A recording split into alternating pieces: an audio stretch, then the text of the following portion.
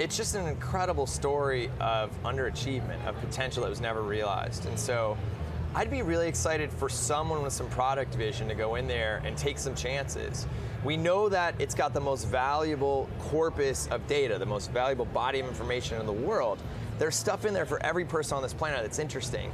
They have just failed repeatedly to surface that in an easy to digest way for most normal people. Have you been disappointed with Jack's product leadership?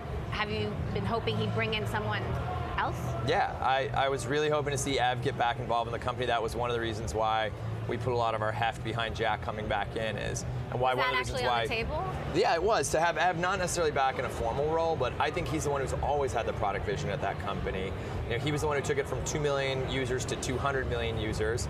And though Ev might not be the kind of guy who wants to keynote on the big stage, et cetera, his ideas have always been a couple years ahead of the rest of the market. Case in point, 4 years ago, he was pounding the table that we needed to get into live video. I don't think any of us understood the urgency, and now it's obvious that live video is the evolution of all these platforms. So why didn't that happen? I'm not sure, but it's been a disappointment. I think Bain's side of the house, I really wanted to see Adam Bain's role grow, and I didn't see it grow like we had been told it was going to grow. And I think he's delivered on the revenue side to the extent he can without user growth. But I'd really like to see this go to a partner who has distribution to just grow it organically using other platforms, and at the same time say, guys, we've got the best data and we've got it faster than anybody else out there. Why aren't we making it easier?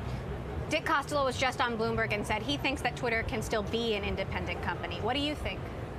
I don't see how it gets materially better over the next 2 years without fresh blood. I just don't see a path to that. I don't hear that there's any Twitter 2.0 or 3.0 or 4.0 in the works. I haven't heard anyone talk with great passion about what's coming down the pike right now. So do you hope for an acquisition? Do you hope for a new CEO? I hope for an acquisition. I think there are some great product teams that this fits in with naturally, and that's not a new thing for me. I've been saying this for a long time. I think it is a natural complement to at least 4 or 5 companies out there. And Who so would I'd you like to see. I mean, look, it's an obvious Google fit. I think Google underestimated the company for a long time because it's not scientifically hard to pull off. You know, in the same way that Google kind of underestimated Blogger for years. Blogger, to a computer scientist, just looks like a front end on FTP. But it's a canvas on which humanity just paints incredible, incredible thoughts.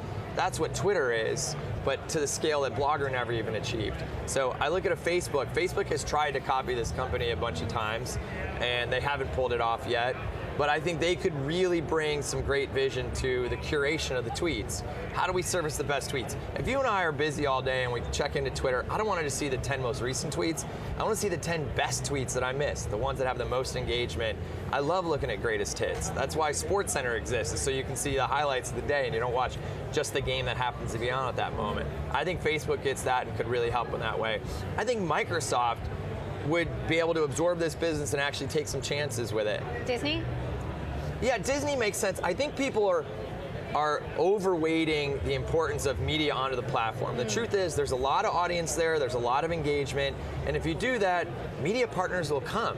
You don't necessarily have to do a strategic media access deal in order to get people excited about a platform like this. You just have to make it the most fun place to engage with that content and the easiest place to monetize, and then content shows up. Years ago, I brought Kobe Bryant by the Twitter offices, and they showed him how NBA was partnering with Twitter to provide clips of the games.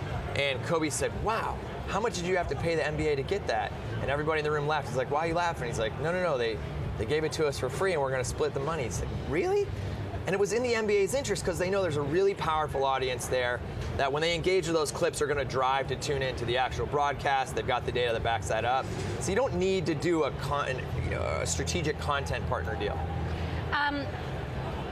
You were the biggest shareholder at one time. Have you sold any Twitter shares? I mean, I've definitely sold some Twitter shares, yeah. How much? The way I would put it is, I don't own as many as I used to because I'm not an idiot, but I own more than I should because I'm an idiot, yeah. How much do you think Twitter would go for?